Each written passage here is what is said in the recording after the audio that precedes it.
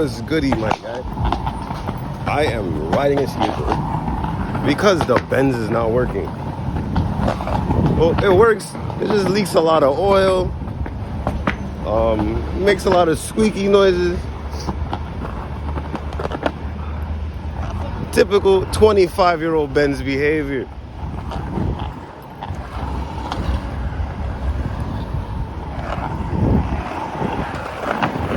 So after a quick trip to the parts store, and they're closed, let me take you back to the car so you can see exactly what's wrong. Because it's really not a big deal, but it's killing my OCD like super bad.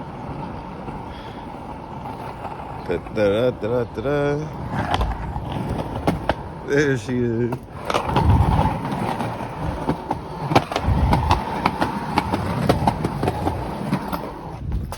Oh. Okay, that's one of the problems. My serpentine belt was eating itself, and it's brand new. It's brand freaking new. What's another thing? I'll have to get this hood painted. I got a new hood for it.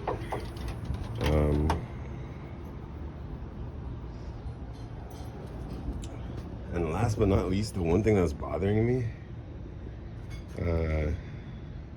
I'm getting an oil leak from this area in general. And if you know about these cars, you know that the oil filter housing has a separate housing where that sends oil down through these tubes all the way down and then in here. I changed all those gaskets on this thing. Every single one. You see these bolts changed. There's like 2 gaskets there, 1 gasket underneath.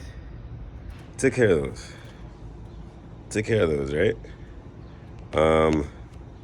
Still got the same problem. That's why my car is apart. That's why I got cardboard underneath, because it just drips oil all day, every day. Probably, I've done this, you guys haven't seen it, split my cooling system, so that's good. And my supercharger and my engine run on separate water, so that's good. I got billet pulleys, because I needed a new double idler pulley anyway. The supercharger pulley right here. That's about it. And then I believe I have warped rotors in the front, because when I'm braking, I get a little wheel wobble, a little, and then it's just this really, really high pitched like squeaking.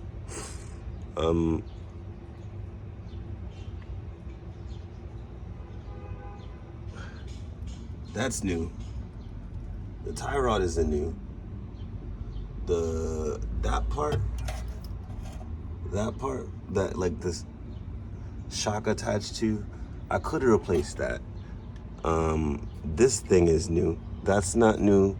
This is a piece of metal, so I could replace the top arm and the lower spring, like that one, and maybe that would get rid of it, but then I'm still getting the wobble, so I know it's part of the brakes.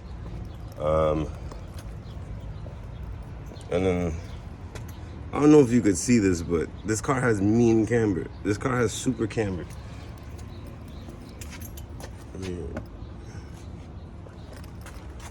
Yeah, this car has some mean camber on both sides. And I'm gonna need to, yeah, this is way worse than the other side. I'm gonna need to get some new rear arms, maybe some camber arms to pull that camber out back to, because right now it's like this. It needs to be more like, yeah, flat with the ground. Cause all my dumb stuff is wearing out the inside of the tire way faster. But for $5,000, my poor man's Hellcat, I can't go wrong. It's probably $8,000, $9,000, $10,000 sunken into it now, but you know, it runs, it drives, it stops. I can take my daughter in it. It's her favorite car. it's my daily for right now. So I gotta make sure like everything is somewhat presentable. And yeah, thanks for following me along on this journey. When I made the videos, oh, don't worry, we're gonna see her soon. When I made the videos of me getting in the car, I didn't expect to be dealing with this much shit. By the way, brand new radiator, brand new. Coolant expansion tank, brand new headlights because the guy broke them off in an accident. I had gotten brand new fenders and then they were hit again, so this is my second set of fenders. But we are gonna get this car a bumper painted and sold, because all in I'm trying to put less than $15,000 into it.